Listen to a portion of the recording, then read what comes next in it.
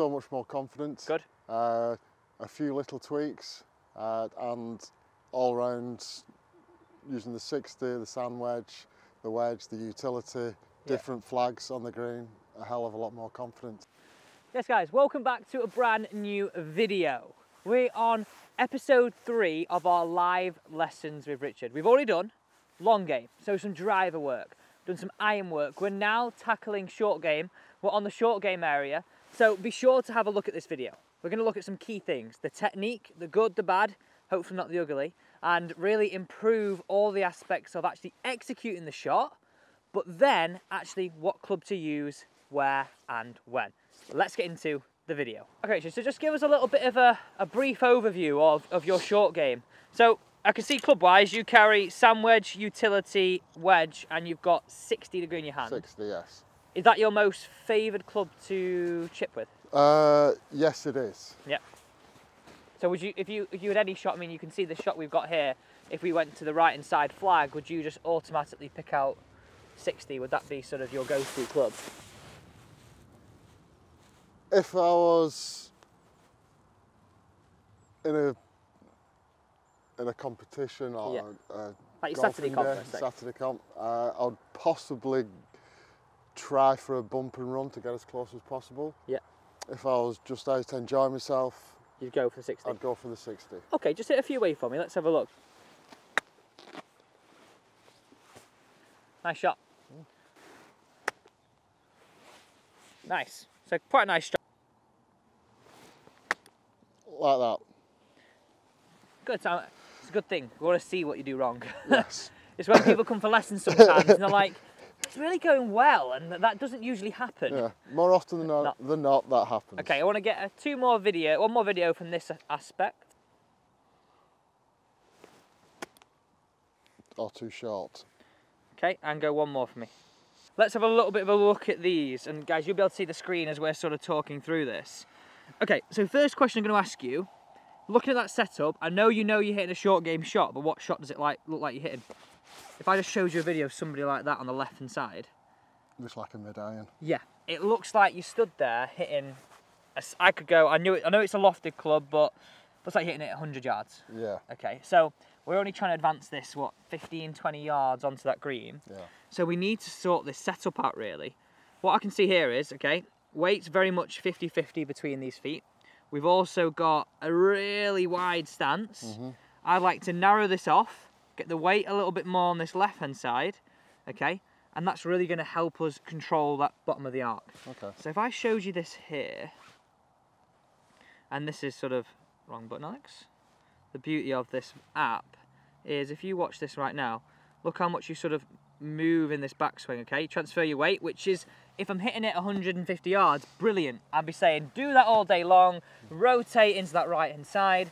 But what you're doing is you're winding up so much for such a short shot, you're then having to slow down into that golf ball to control that distance, because you know your brain's saying, oh my God, Richard, if you do this, it's going past the green. Yeah. So you slow down, that's when you start to scoop, that's when you start to duff them in front of you, and you don't have that acceleration through the ball. And when you do get it right, with that club, it goes, stops dead, which is brilliant, but we've got to remember it's not going to happen all the time. No. Especially the way you set up to it. So if you look into the ball here, we drive into the ball a little bit too much to get back to where we started.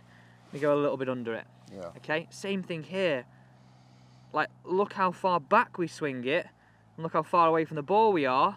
Great for hitting a full shot, but on a short shot, it's really going to be very, very hard for us to control. Yeah. Okay, so we're going to show you a little bit of a nice simple setup now to set up to the ball, set up to it, and allow you to have a bit more control of the arc. Nice simple routine you can use is club head width apart on the stance, and the one thing I'd say is it's a lot narrower than what you're used to. And as you get slightly further away, maybe it's like 50, 60 yards, only go sort of 2 club head widths apart. So you're always going to stay quite narrow. All right. And all it's going to do is going to help you anchor that weight a little bit on your left side. Yeah. So your lead side. So nice and simple. Club head width apart on this distance. Club down. Walk that club in a little bit closer so you can see. You're going to feel quite close to this, and that shaft angle is going to get quite a lot steeper. Ball position. Back half my stance. Okay. Grip the club just short of the steel. So, and you have to do that, because if you look here, if I'm getting closer, it's not going to be comfortable to grip up here. No. I'm going to have to get a little bit down on that club. And the final thing, keep your shoulders at target, but pull your left foot back, then put your left foot forward in terms of weight. So it goes lower half open, weight left. So you've got a little bit of hips open to where shoulders are pointing. Okay. But essentially, if I'm sort of throwing an underarm, throwing a ball like this, my hips are quite boxed off the target and hard for me to do. Whereas a little bit open, it's a lot easier for me to get this underarm throw aspect. Yeah. And all I want you to think about this shot right now is your thumbs down shot. So thumbs down, like this. Okay? So Easy as that. Just as easy as that. Just do that. But what I mean here is you've got a lot of turn, a lot of movement. Yeah. I want you to feel like your thumbs stay pointing to the ground, then you accelerate and your thumbs go pointing to the target, which will feel a little bit shorter, but a lot more accelerated. Right. Okay? I'm going to show you that from down the line as well. Get your stance, width of stance, so a lot narrower than what you're used to, club head width apart. And if it goes a little bit wider than that, don't worry.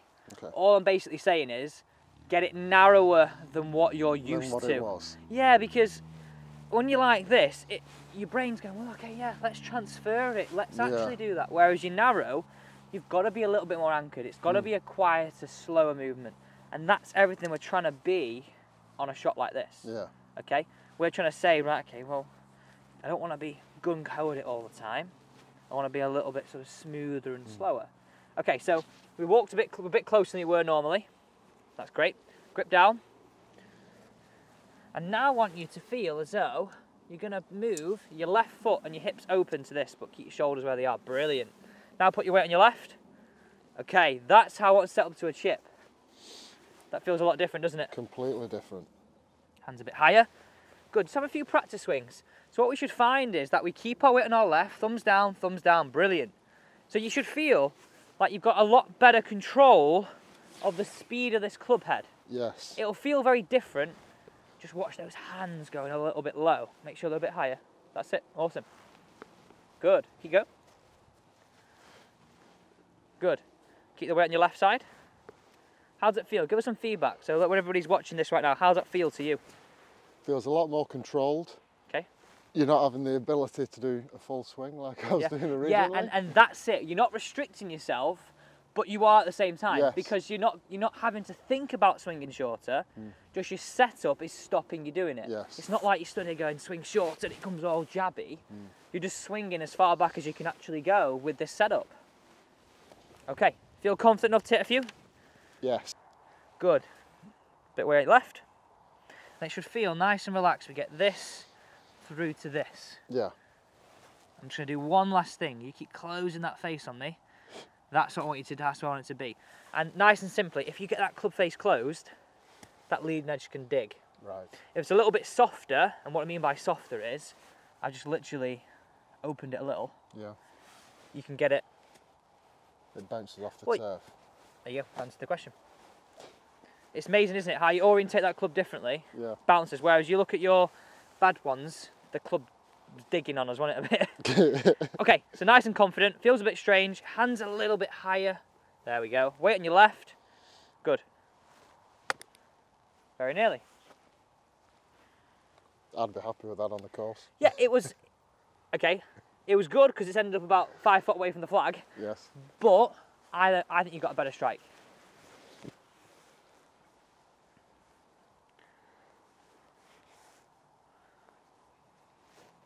Okay, weight a bit more left. Brilliant.